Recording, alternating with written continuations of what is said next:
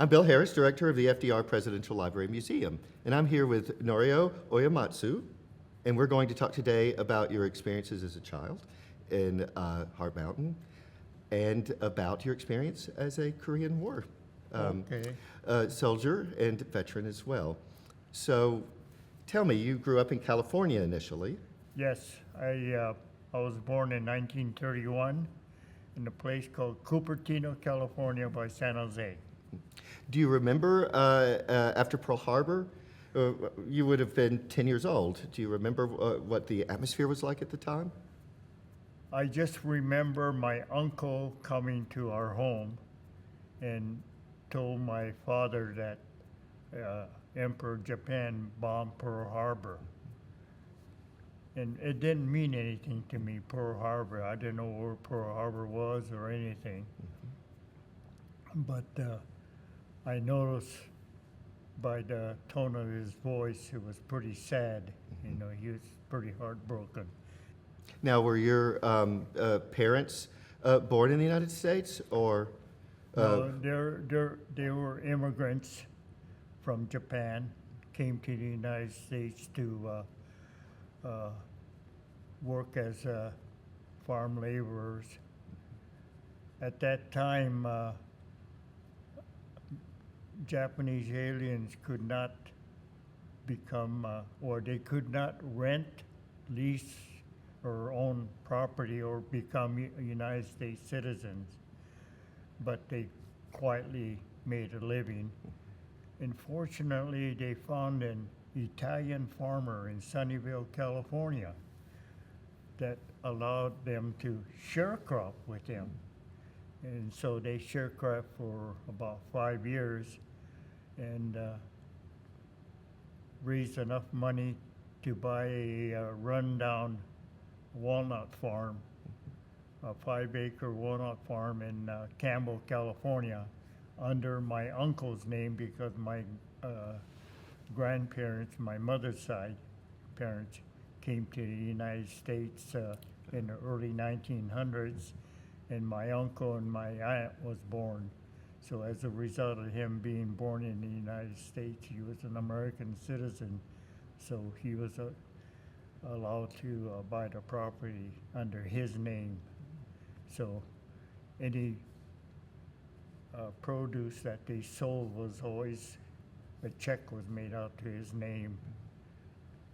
But they built a business, and you had a home, and your brothers, and so what was life like in the by the time the war started for you as a family in America, living really the sort of classically American story of owning a farm and having a family? They were fortunate because of the fact that we were one of the very few families that owned property, and we had 2 homes on the property with a packing shed, and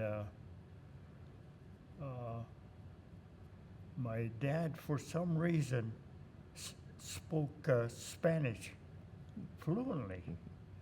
And I never knew the reason why, but I thought maybe he must have worked in Mexico at one time or another.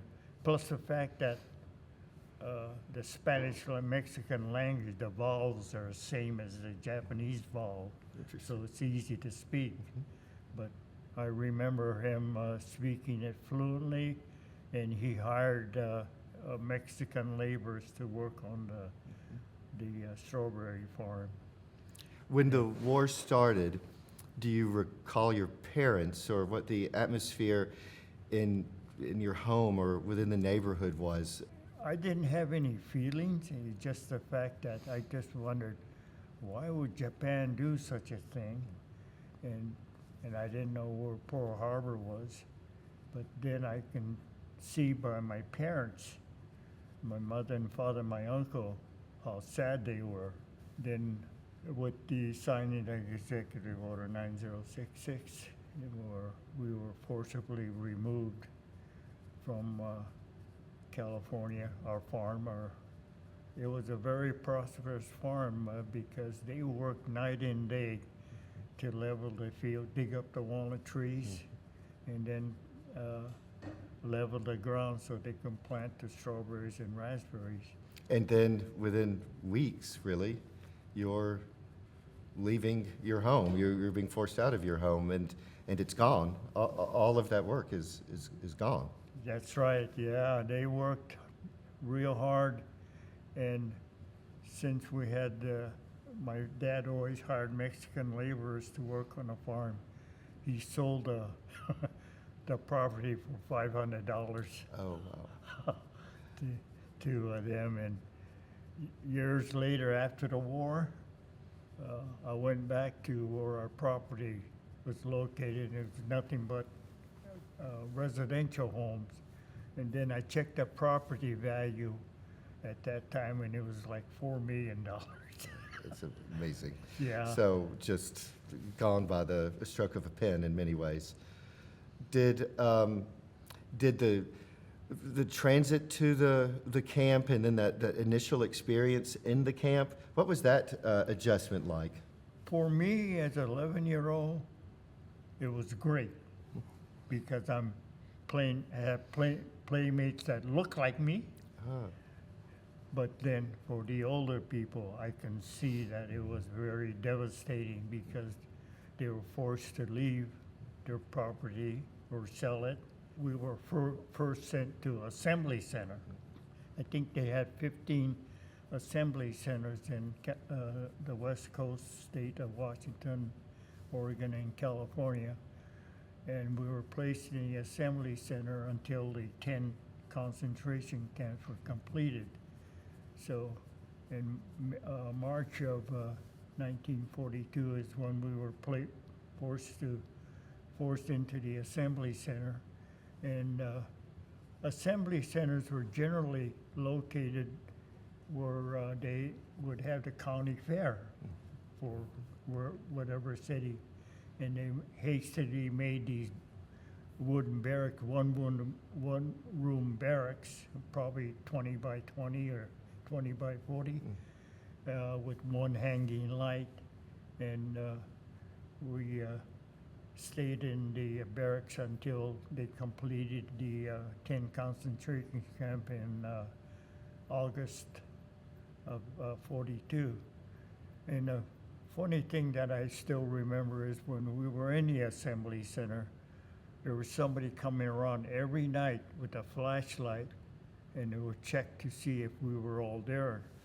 And to this day, I kind of laugh about it because there's no place we can go and get their check, making a bed check every night. like Yeah, the prisoners that Yeah. you were. that's true. Yeah. And then you went to Hart Mountain. Wyoming, Yeah, yes. Wyoming, yes. Hart Mountain, Wyoming, in August of 1942. That's when they completed the 10 concentration camps.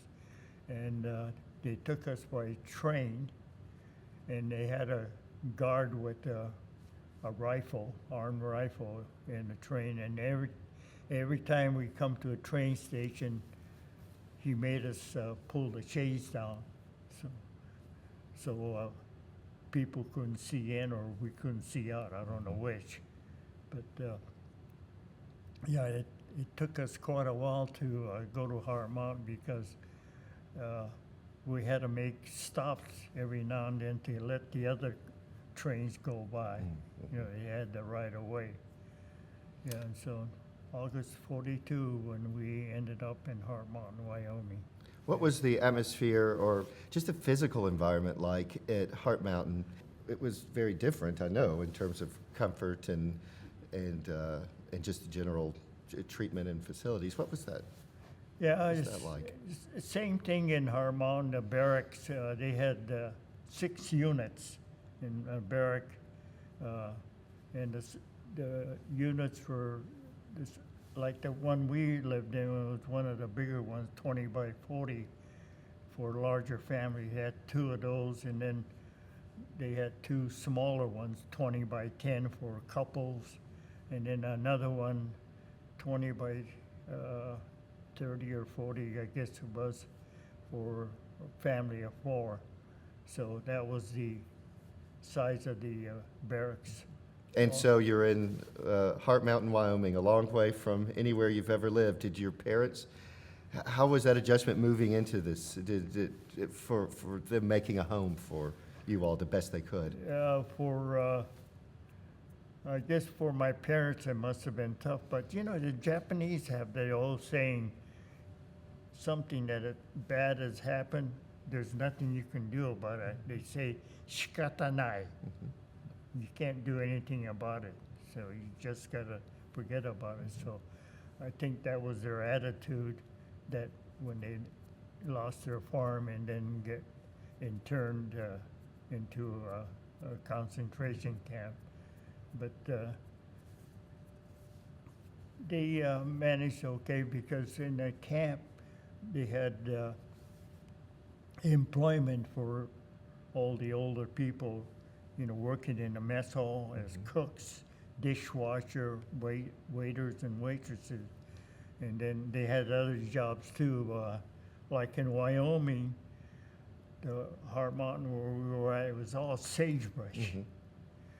But there was one, he was a graduate student from University of California, and he noticed that the soil was rich to plant vegetables. So I remember even as a kid, as young as I was, we helped pull all the sagebrush out and develop that into a farmland. So you all built a community within in Exactly, this. exactly. What yeah. was that like as a child for you? You're going to school. There, I assume that the schools were started, and They started a school for grade school and high school, and we had Caucasian teachers as well as we had Japanese American teachers too, because there were a lot of them that were teaching before they went into camp.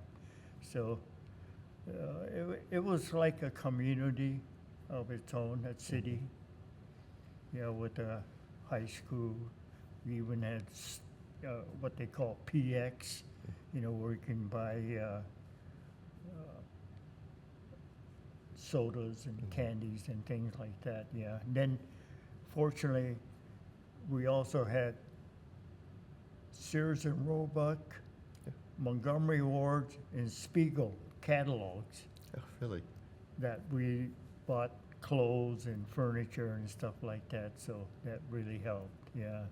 Did people leave the camp, or were? Later on, when they realized, even like the guard towers, when they realized that, hey, we had no place to go, so we didn't even have the guard tower or United States Army soldiers manning the guard towers. Because when we got there, you know, we had a fence all the way around the camp with the guard towers with searchlights and with United States Army armed with machine gun, rifles, and pistol. But then later on, when they realized that we had no place to go, they disbanded the guard towers. Do you remember young men older than you, certainly, who went into the service from Heart Mountain? That as an 11-year-old, I thought, yeah, that's kind of odd. Here they're in a concentration camp, and they're drafting them into the United States Army. Yeah. And as young as I You was, could recognize that doesn't make any sense That's in terms exactly. of that arrangement. But then the other thing I remember was when they allowed Japanese American soldiers to become officers. When a Japanese American officer came to visit their relative or parents in the camp, and when he was leaving, we always used to run down and to the guard shack, to the entrance to the camp. The American soldier had to salute him. And it tickled us to see an American soldier saluting a Japanese soldier. In a concentration camp. Yeah.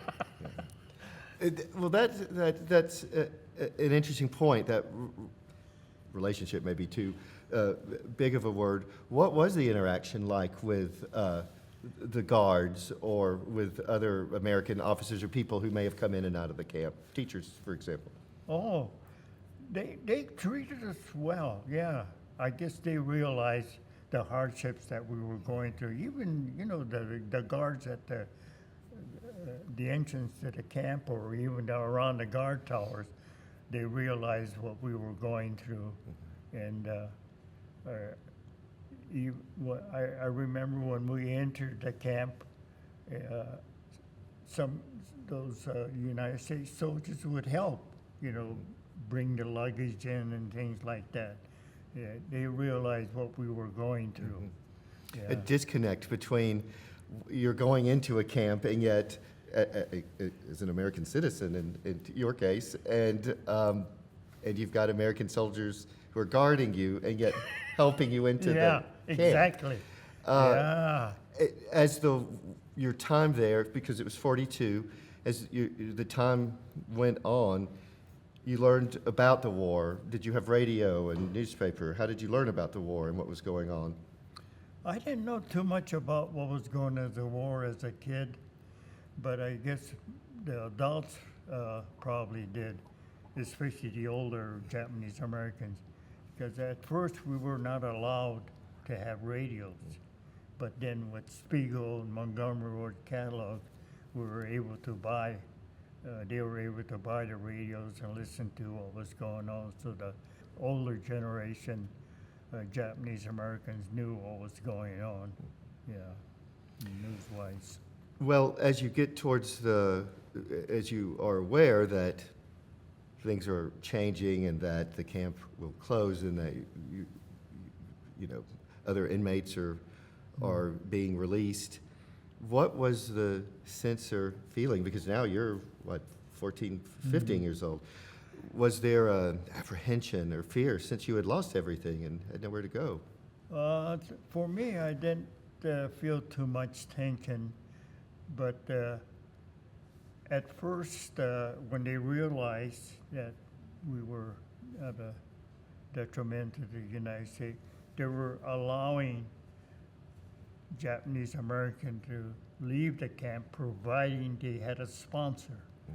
But they could not go to the West Coast, just inland. So there were a lot of the older generation Japanese American that were leaving camp once they found a sponsor, which were all in the inland states, and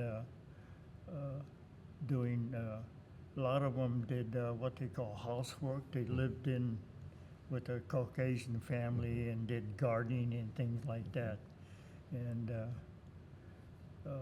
do you remember the conversations in your family about what you all were going to do? No, I never heard my parents say anything about what they were going to do. Yeah, I never heard them talk about it. I never did ask them. I guess I was too young to be asking such a question. So you're 14 or 15. What are you thinking as you realize that the camp is closing, that you're going to be relocating, that this school or this life you've lived for 2.5 years or 3 years is about to change? What were your thoughts? Yeah, I realized for my parents' sake, I thought, gee, this is going to be tough on them because they had no place to go. Mm-hmm. But fortunately, we found or heard about this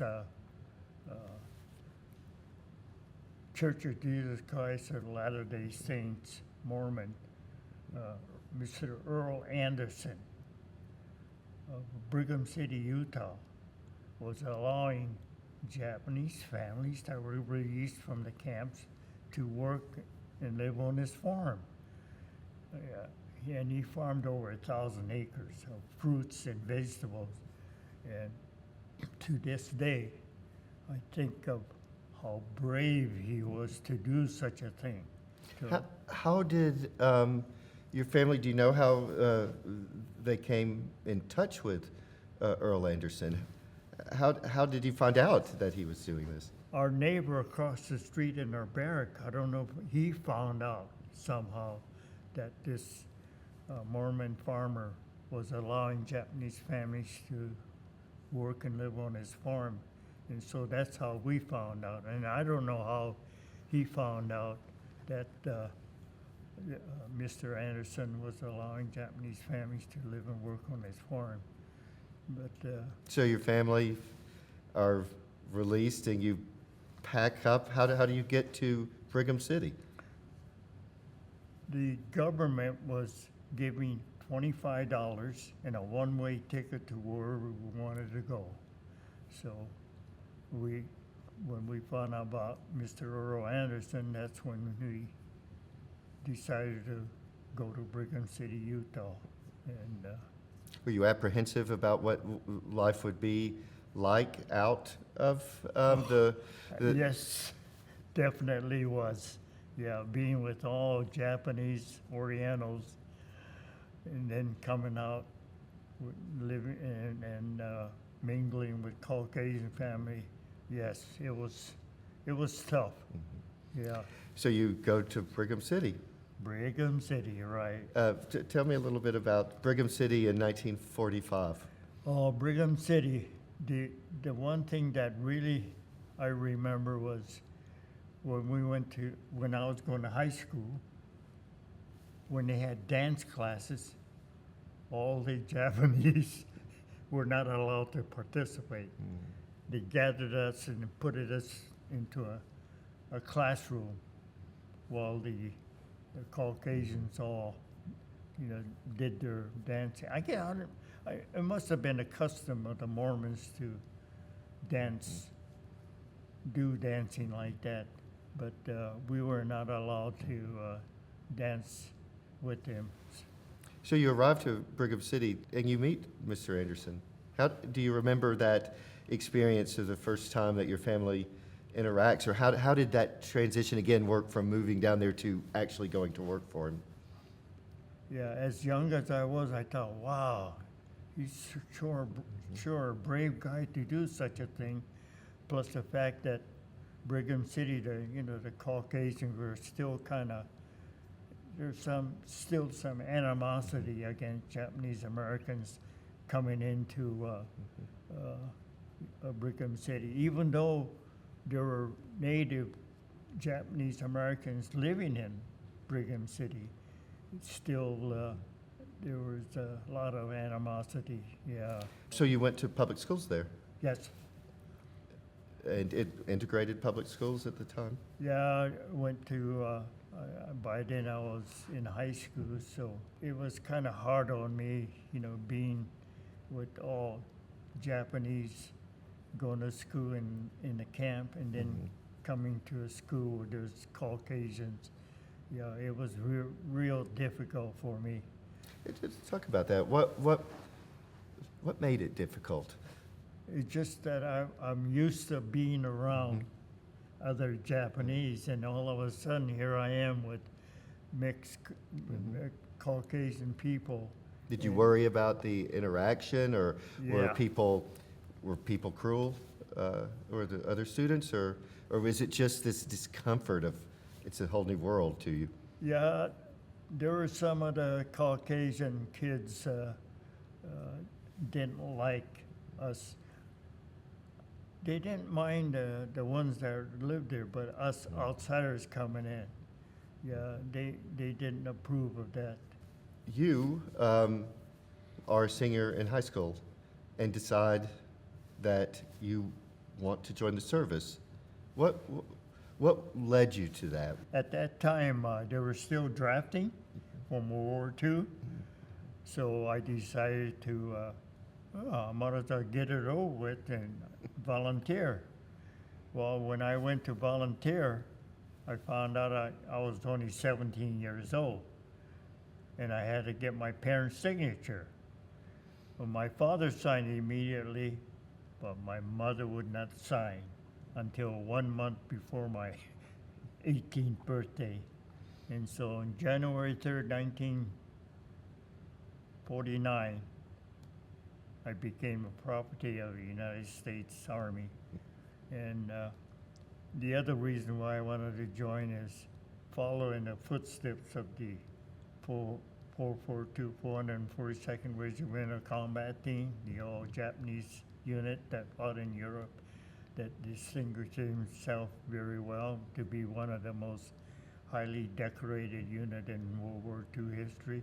So as a young man, even as a child in the camp, but as a young man, that was an inspiration to you. Yes, it was. Definitely was. I wanted to follow in their footsteps. And so when I joined, after my basic and advanced training, I was scheduled to go to Okinawa. But then, on June 25th, 1950, Communist North Korea invaded South Korea and it started the Korean War. So that's when everything changed abruptly. So you're joining the Army and leaving. Does your family remain in Brigham City? Now I realize that I was the oldest in the family, and which they call chonan, the head of the family, and I'm supposed to support the family, take over the family. Never knew about that because of the fact that when I got interned into the camp, I didn't learn anything about Japanese family history. And but I joined, and then the Korean War started, and abruptly sent to. Fortunately, I was sent to Japan. You were going to Okinawa, the site of a terribly, awfully bloody battle during the war. Right. And Yes. that must have, what did that make you feel like? What were your thoughts there? I know you Yeah. didn't have a choice about where the Army sent you, but at the same time, what was that like? I had a weird feeling, yeah, of being going there because of one of the major islands that they invaded, the United States invaded, and I had a weird feeling being sent over there. But then, like I said, the Korean War started, and I got sent to Japan instead, up in the northern part of Japan, Misawa Air Force Base, and I was stationed there for a year. We were preparing to go to Korea. By then, the United States forces were already over there. So July of 1951, finally landed at Incheon, Korea, and then because of the fact that I was in the anti-aircraft artillery, we went and guarded Kempo Air Base in Korea, and that was our duty. How were you treated in the Army? What was the Army life like for a Japanese American after the war and in the new war? For me, it was, I thought it was pretty good, you know, I was probably, in fact, I was the only Japanese American in my company. I do remember one New Jersey kid coming in to the barrack and he going, imitating, bang, I got a Jap, bang, I got a, and I'm going, wow, what a weird guy. And one of my buddies, Caucasian guy, he says, hey, don't you know the war is over with? And shut him up. Yeah. So you felt like you were part of a unit. It was a group, a cohesive whole in your piece of the Army. It was good. It was the only thing the other thing I remember was they have every month they have the Soldier of the Month, and the lieutenant picked myself and another Caucasian. Well, it was made up of Caucasians anyway. He selected me and then this blonde-headed kid. and the captain had to make a selection between both of us. And then he's looked at me and then the blonde-headed kid, and he selected a blonde-headed kid, and he said, Norio, you need a haircut. But the thing is, I just had a haircut. And the lieutenant, the first lieutenant, Caucasian, knew that the reason why he picked him, and that Lieutenant was always on my side. He made me a squad leader. Yeah. Well, that's interesting. So he saw you as a good soldier. Yeah, I guess so. Yeah, he picked me as a squad leader. What did that feel like, being a squad leader in the U.S. Army? Amongst Caucasians, yeah. It was okay, because after a while, everybody got to be buddies, and things changed rapidly. At first, there was a lot of tension, but it changed. Yeah. Yeah. Do you serve until 1952, I believe, in the Army, on active duty? Yeah, from 49 to 52, yeah. When you came home, were your parents still was your family still in Utah? Yes. Yeah, they were in Brigham City, Utah, and I came home, unpacked my clothes, and then packed them again, and I still remember my father and mother looking at me, packing my clothes, and as soon as I packed, I left for Los Angeles to go to school. And to this day, I realized that I was supposed to stay home and being the head of the family, but I didn't know all that. Yeah.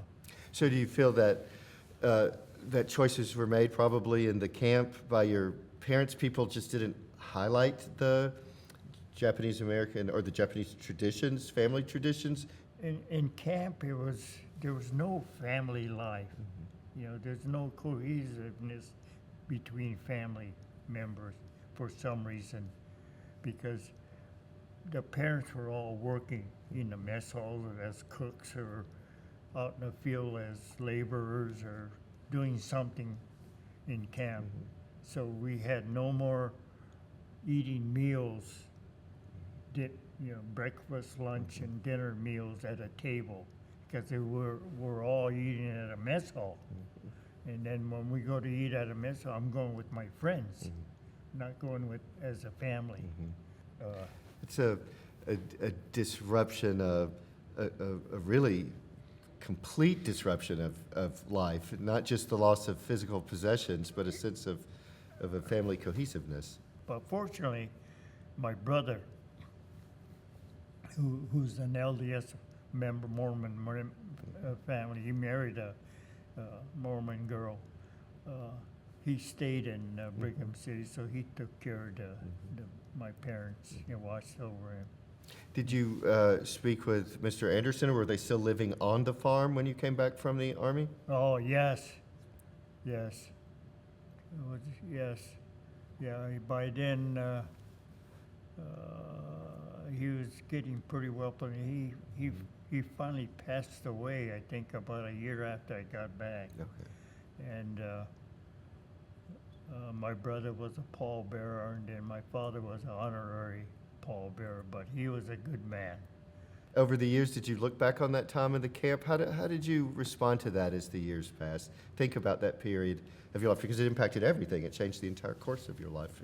I think about it now, I think, wow, what did the United States do to us? Yeah. Do you know the Andersons family now? Do you have any relationship with their grandkids? Yeah, their grandkid. There's one that I'm in contact with, and he still lives in Brigham City. In fact, he has a museum, and I am in contact with him.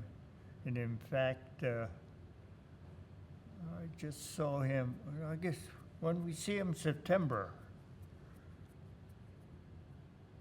we're going to go back and see him very shortly again. But yeah, I want to still connect to them as much as possible because they're like part of a family, you know, the Andersons.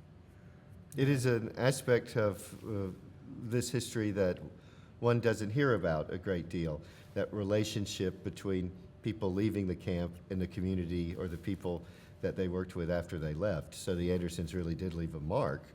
That community left a mark. Yep, definitely left a mark, a big mark, yeah. Yeah, if it wasn't for Mr. Earl Anderson, many of the Japanese families would have had a difficult time getting back to California after the end of the war. So your brother, who remained in Brigham City, Right. his daughter, she actually married into the Anderson family. Darla, I forgot about that. She did marry one of the grandsons of Earl Anderson, yeah, which I thought, wow, that's kind of amazing. It is. Yeah, yeah. It is a remarkable example of a relationship built between the two families.